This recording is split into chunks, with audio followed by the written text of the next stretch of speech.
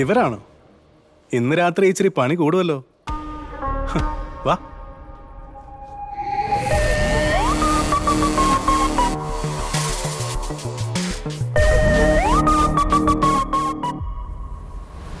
നമസ്കാരം madam. Actually എന്താണ് സംഭവിച്ചത്? സർ, ആക്സിഡൻ്റ് ആയിരുന്നു. ആള് മുന്നേ ചാടി ഇടിച്ചു എന്നാ തോന്നണേ. ഓ, വണ്ടി ഓടിച്ച മാഡം തന്നെയല്ലേ? അല്ല സാറേ, ഞാനാ ഓടിച്ചു. അതെങ്ങനെടാ? മാഡം വണ്ടി എടുത്തോണ്ട് പോകുന്നത് ഞാൻ കണ്ടതല്ലേ? സാർ, അവിടുന്ന് വിട്ട ഉടനെ റിയോ കുറച്ച് മൂഡ് ഓഫ് ആയിരുന്നോണ്ട് ഞങ്ങൾ മാറിയിരുന്നായിരുന്നു. ഞാനാ ഓടിച്ചു. ഇതെവിടെ വെച്ചാ സംഭവം? പറവൂര് കാവിലെത്തുന്നതിന് മുമ്പ്. ഇടികൊണ്ട ആളുടെ അവസ്ഥ എന്താ? അറിയില്ല, ഡോക്ടർ നോക്കിയിട്ട് പറയാമെന്ന് പറഞ്ഞു.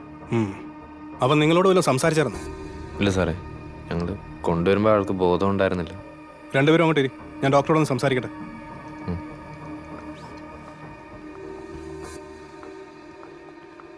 ഇവർ രണ്ടുപേരുടെ മൊഴിയെടുക്കണം വിശദമായിട്ട്. ശരി സാർ. ആ പെണ്ണിന്റെ ഭാവം കണ്ടിട്ട് ആ പയ്യൻ പറയുന്ന മുഴുവൻ പച്ചക്കള്ളോ. പ്രദീപിനെ വിളിച്ച് പറവൂർ ഭാഗത്തുള്ള CCTV മുഴുവൻ ചെക്ക് ചെയ്യാൻ പറയണം. Okay sir. വണ്ടി ഓടിച്ച് അവൻ തന്നെയാണെന്ന് ഉറപ്പുവരുത്തണം. ശരി. പിന്നെ അവന്റെ മെഡിക്കൽ കൂടി നിർത്തേക്ക്. സാർ.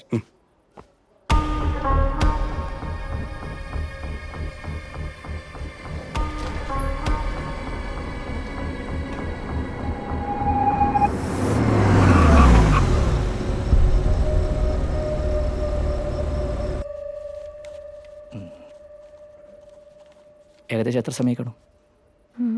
സമയം 1 മണിക്കൂർ. ഈ സ്പോട്ട് പറവൂരത്തിന് തന്നെയല്ലേ? അതെ. ആരാ വണ്ടി ഓടിച്ചത്? വണ്ടി അയാളുടേതാണോ? അല്ല.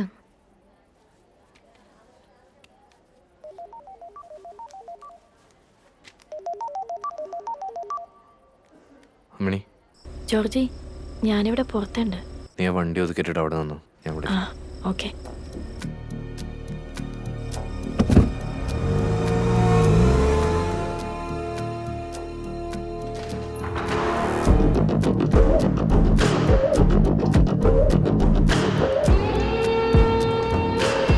എവിടേക്ക് പോയിരുന്നു?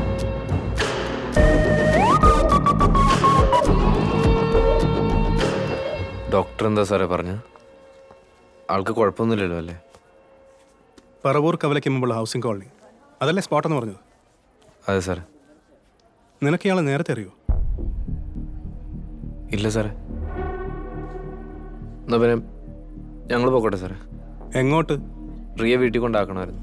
അവിടെ പോയിടാ, ഞാൻ പറഞ്ഞിട്ട് പോയാൽ മതി. സാറേ, ഇതൊരു ആക്സിഡന്റ് കേസല്ലേ സാറേ? വണ്ടി ഓടിച്ചോ ഞാനും. റിയ എന്തിനാ ഇവിടെ വെറുതെ വെയിറ്റ് ചെയ്യുന്നത്? നിന്നോട് ആരാടാ പറഞ്ഞത് വെറും ആക്സിഡന്റ് കേസാണെന്ന്?